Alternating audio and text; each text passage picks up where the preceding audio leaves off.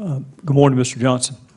Good morning, sir. I want to start by thanking you for your service to our country, which includes a very successful stint as an AUSA. So you will recognize some of my questions as being leading questions. They are not leading from the standpoint of I'm trying to trick you, is more in the interest of time. So if I say something you disagree with, interrupt me, stop me. It's just in the interest of time. I want to see if we can get some things out of the way that we all agree on. Russia has a history of cyber attacks against our country. Is that true?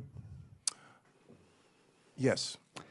In the parlance of our former jobs, Russia would be considered a career offender as it comes to seeking to undermine the foundations of our republic. They are constantly trying to attack the foundations and firmament of our republic. Is that fair?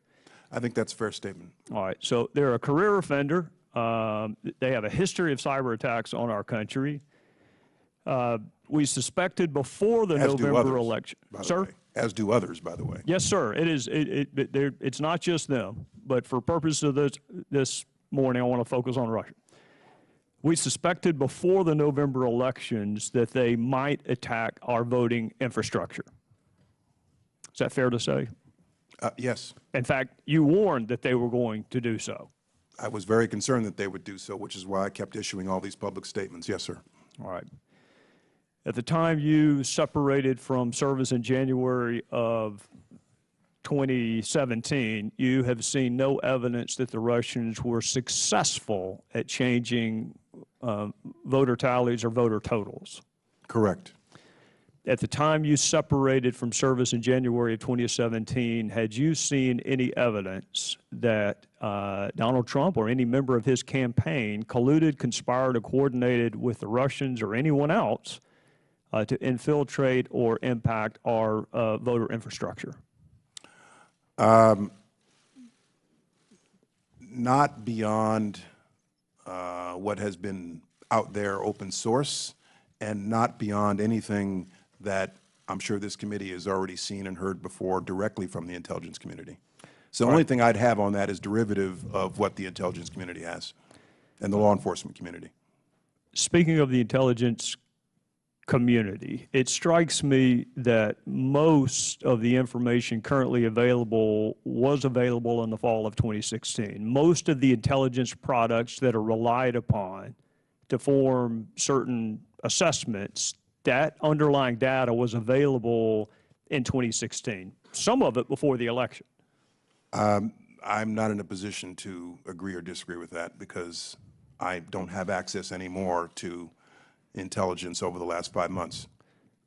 Well, looking at this a different way, before the election in November of 2016, you had already seen evidence of Russian efforts to impact our election. In fact, you testified they had a preference for a candidate.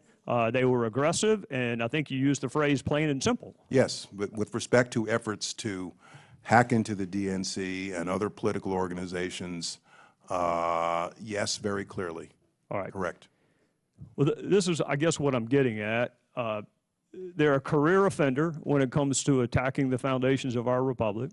They have a history of cyber attacks on our country. You warned before the elections that they may attack our voting infrastructure.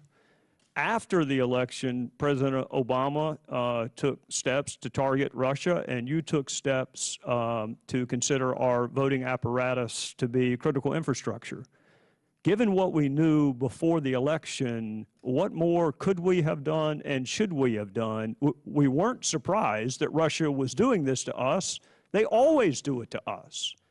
So what more could we have done, should we have done before the election? Well, hindsight is brilliant. Hindsight is 20/20. I'll preface my answer by saying I think it was unprecedented, the scale and the scope of what we saw them doing. And there had very clearly been intrusions before by a number of state actors, as I'm sure you're aware.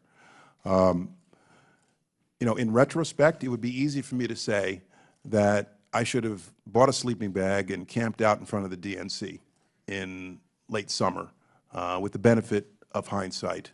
I can tell you for certain that in the late summer, fall, I was very concerned about what I was seeing, and this was on my front burner all throughout the pre-election period in August, September, October, and early November to encourage the states to come in and seek our assistance. And I'm glad that most of them, red and blue, did. Hindsight is perfect, 2020, but I'm satisfied that this had my attention. It had the attention of my people because I pushed them at every step of the way to make sure we were doing everything we could do. But obviously there are lessons learned from this experience, and for the future there's probably more we can and should do.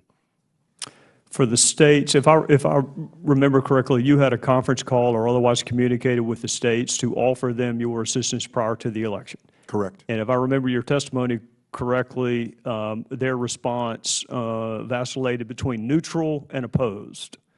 Correct.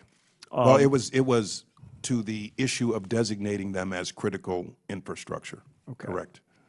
Do you know, without naming the states, whether any of the states most vocally opposed to that designation were in fact impacted by Russian efforts?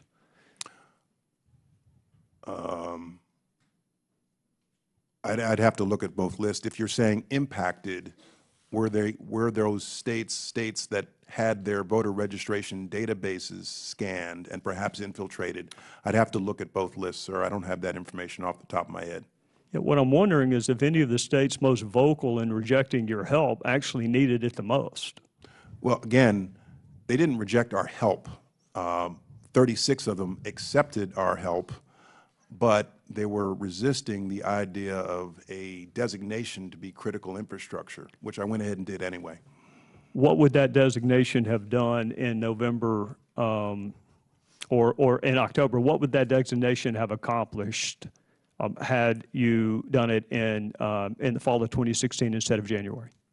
Well, as I outlined earlier the advantages of that declaration, but in the short term, my assessment was that we needed to get them in. We needed to bring the horses to water to seek our cybersecurity help. And so making the designation would have, in my assessment, driven them in the opposite direction. And my number one priority pre-election was to get them to seek our cybersecurity help, and for the most part they did. Thank you, Mr. Secretary.